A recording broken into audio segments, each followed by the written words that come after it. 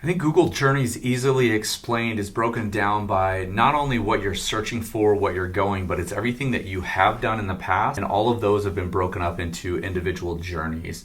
And so when we're searching for things on the internet, we start to create patterns in the way that we shop and the way that we look for restaurants and the things that we look for, the questions that we ask. And Google, the AI right behind Google, starts to break all of these down into individual snippets or rabbit holes, or what they're calling journeys. So an example of this is I was on a trip in San Francisco for a conference a couple weeks ago. When I type in search San Francisco, you'll see right now as I kind of go through this search is that the option for just stuff, weather and different things start to pull up. Now that's an auto-populated result. That doesn't have my journeys. When I go back in and I look for San Francisco without finishing, you'll see here that I have the autofill, which is just the city of San Francisco, and it has my journey. This is a collection of all of my search history connected around that trip. Hotels, restaurants, the conference, sites, attractions. And so when I click on this button, what it's going to do is it's going to open up a tab on the right sidebar, which is right here, but it's going to open it up automatically.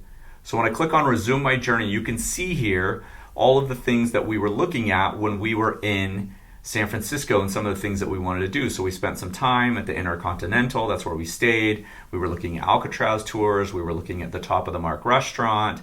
We were looking at lunch at Sears. There were some other things that we did that were saved in this journey. Now, the beautiful thing about this is it pulls anything from individual tabs. So you can see here, this is one search that I had, which was Sears San Francisco. And that's in its own individual tab over here. Top of the Mark restaurant, you can see here, it's in its own little tab here.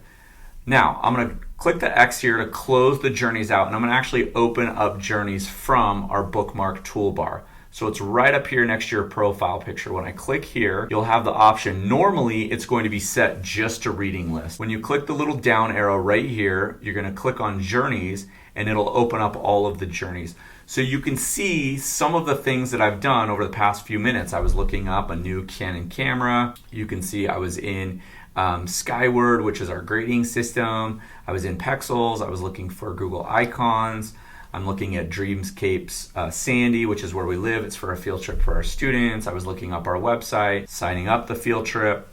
Anyway, you can see that it kind of breaks down our search history into individual little pieces called rabbit holes, or what Google calls them, journeys. The beautiful thing about this is these are adaptive to how you search and how you shop and how you eat and how you look for things online.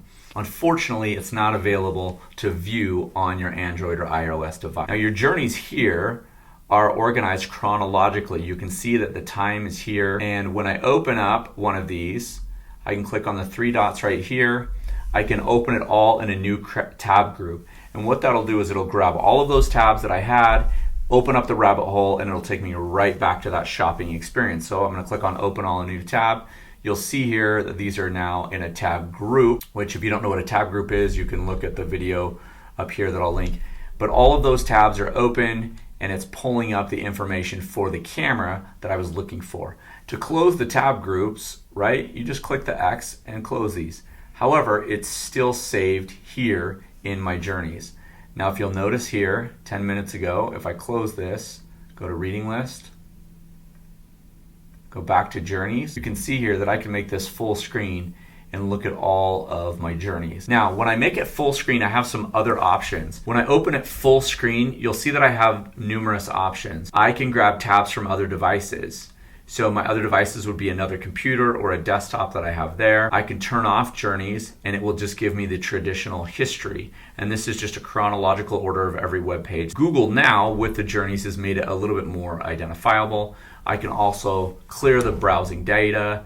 I can click on lists, and that's just kind of the view that it has there. Most likely, if you're here, it's because you're an educator or a small business owner. I love you, I appreciate you, and I'm glad that you're here. Thank you for watching this video all the way till the end, and thank you for what you do for kids on a daily basis. If this video saved you time, energy, and frustration, go ahead and like, subscribe, and share it with your teacher friends. You can subscribe by clicking up here, or you can watch another video either here or here. Again, I love you, I appreciate you, and I'm glad that you're here.